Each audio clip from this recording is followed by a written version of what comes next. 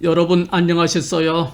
수요일 저녁 성경숲 오솔길 오신 것을 진심으로 환영합니다.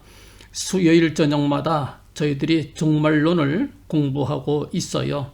종말론이란 우리 주 예수 그리스도의 재림과 세상 끝에 있을 여러 사건들을 예언하신 성경 말씀을 공부하는 것입니다. 주님께서도 사도들도 말세 성도들을 위해 많은 경고의 말씀을 주셨습니다.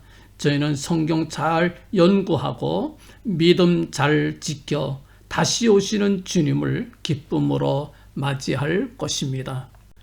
오늘은 성경 예언서의 겹침에 대해서 함께 살펴보도록 하겠습니다. 먼저 번 시간에 제가 중첩이란 말을 썼어요. 근데 이 단어가 힘들다. 그래서 제가 다른 쉬운 말로 쓰려고 합니다. 겹침이란 말로 쓰려고 합니다. 뜻은 같으니까 여러분들 양해해 주시고 들어주시면 고맙겠습니다. 성경의 예언의 말씀이 종종 겹쳐요. 어떻게 겹치는 거 아니? 그 예언의 말씀하는 그 테마, 그 다루는 주제가 같은데 그 같은 테마지만 그 주제가 뭡니까? 이루어지는, 적용되는 시대나 연대가 달라요. 이런 경우 겹쳤다. 이렇게 말할 수 있겠습니다. 예를 들어 봅시다.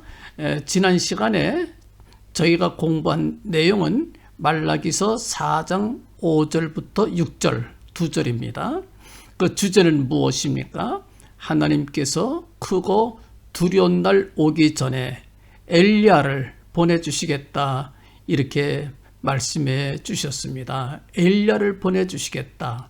바로 말라기서 4장 5절 말씀에 말씀하신 예언의 말씀입니다. 보라, 여호와의 크고 두려운 날이 이르기 전에, 그렇게 말씀을 합니다. 여호와의 크고 두려운 날이 이르기 전에. 그런데 이 말씀을 유대인들은 메시아 오시기 전에 이렇게 이해를 했고, 또 제자들도 예수님께 와서 물을 때에 이 이야기를 합니다. 유대인들은 메시아 오시기 전에 엘리야가 먼저 온다고 그랬습니다. 선생님 이걸 어떻게 생각합니까? 이렇게 물어본 적이 있었어요. 그때 주님께서 하시는 말씀이 마태복음 11장 14절에 만일 너희가 즐겨 받을진대 오리라 한 엘리야가 곧 이 사람이니라. 이 사람은 세례 요한을 가리킵니다. 방금 전에 세례 요한에 대해서 이야기를 나누셨거든요. 세례 요한을 가리키는 겁니다. 이 말씀은 유대인들이 이해한 대로 메시아 오시기 전에 엘리야 보내주시겠다. 그 뜻이고, 예수님 초림하셨을 때에 세례 요한 보내주신 것을 예언하신 말씀이지요. 그래서 말라기서 4장 5절 말씀, 보라 여호와의 크고 두려운 날이 이르기 전에, 이 말씀은 메시아의 오심을 가리키는 것이다. 이렇게 저희들이 이해할 수가 있겠습니다. 근데 잘 보시면 이제 예수님께서 초림만 하신 것이 아니지요. 재림도 하십니다. 재림도 하십니다. 말라기서 4장 5절에 나오는 여호와의 크고 두려운 날이 이르기 전에 엘리야를 보내주시겠다라고 하는 말씀은 다른 거 아닙니다. 예수님 초림하실 때에도 세례 요한 보내주셨듯이 예수님 재림 때에도 엘리야를 보내주시겠다. 다시 말하면 초림 때 세례 요한 보내주셨듯이 재림 때에도 예수님의 오심을 준비할 사람을 보내주시겠다라고 하는 것을 우리가 알 수가 있어요. 이건 요한계시록 11장에 보면은 나옵니다.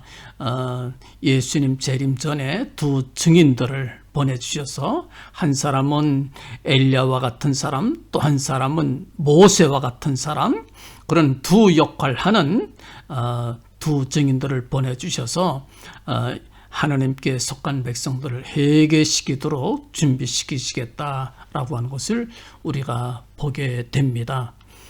그래서 이 시대적으로 똑같은 엘리야를 보내주시겠다 말씀하신 주제는 같지요. 그러나 그것이 적용되는 시대가 겹칩니다. 주님의 초림 직전, 주님의 재림 직전, 이렇게 겹쳐서 이연되어 있는 것을 우리가 보게 됩니다. 우리가 또 다른 예를 볼 수가 있습니다. 마태복음 24장에 보면은 감람산의 대화라고 하는 유명한 예수님의 그 마지막 때에 되어질 사건들을 예언하신 예언의 말씀이 나옵니다. 근데 1절 말씀 잘 보시면 예수께서 성전에서 나와서 가실 때에 제자들이 성전 건물들을 가리켜 보이려고 나오니 그랬습니다. 성전이 막 올라가고 있었어요. 옛날 제2성전 스룹바벨의 성전을 헤롯 대왕이 개축하고 있었습니다. 멋지게 올라가는 거예요. 주님은 멋있지요. 대단합니다. 그렇게 이제 칭찬하는 투로 제자들은 바라보고 있었어요. 근데 예수님께서 2절에 이렇게 말씀을 합니다. 대답하여 가라사대 너희가 이 모든 것을 보지 못하느냐? 내가 진실로 너희에게 이르노니 돌 하나도 돌 위에 남지 않고 다 무너뜨리우리라 그랬습니다. 뭘 말합니까? 이 예언의 말씀은 예루살렘 성전이 완전히 무너지게 될 것이다. 또 예루살렘 성이 함락될 것이다 라고 하는 주님의 예언의 말씀이에요. 근데 이 예언의 말씀이 성취된 것은 언제입니까? AD 70년 때에 후에 황제가 되는 로마의 티토 장군 또는 타이터스 장군, 영어로는 타이터스 장군이라고 그러지요.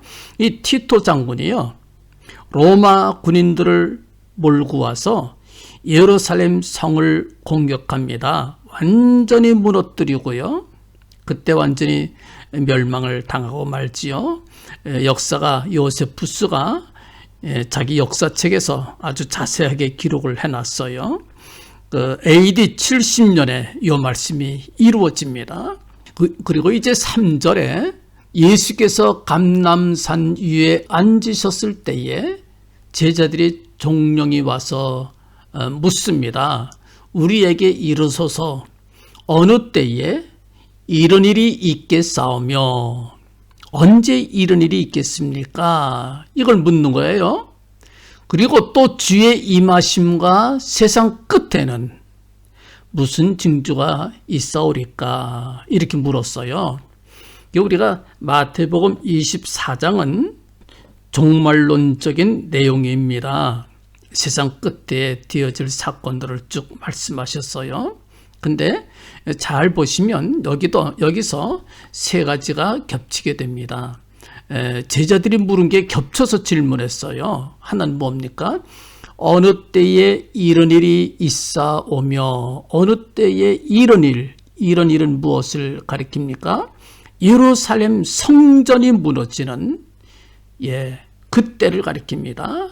AD 70년경에 로마의 티토 장군에 의해서 완전히 예루살렘 성이 함락당하는 그때를 가리키는 질문이지요. 어느 때에 이런 징조가 있겠습니까? 이런 일이 있겠습니까? 말할 때에 이런 일은 예루살렘 성의 함락을 가리킨다 말할 수 있겠어요. 그 다음에 또 주의 임하심과 이건 주님의 재림을 가리키는 거지요. 그리고 세 번째, 세상 끝에는 무슨 징조가 있겠습니까? 사실 주님의 재림과 세상 끝은 함께 묶어서 우리가 말할 수가 있을 것 같아요. 좀 넓은 개념으로 사용하자면은 예수님의 다시 오심과 세상 끝은 같이 묶어도 되겠다. 그러나 어느 때에 이런 일이 있겠습니까? 라고 했던 질문, 예루살렘의 멸망은 다르지요. AD 70년경에 있었고 또 한 번은 예수님 재림 직전에 있는 거예요. 이 주제가 같습니다. 주제가 뭡니까? 어렴, 겪으리라. 환난과 핍박이 있으리라. 또 재난이 있으리라. 예, 주제가 같아요. 주제는 같지만은 이 말씀이 이루어지는 시대는 다르다. 언제?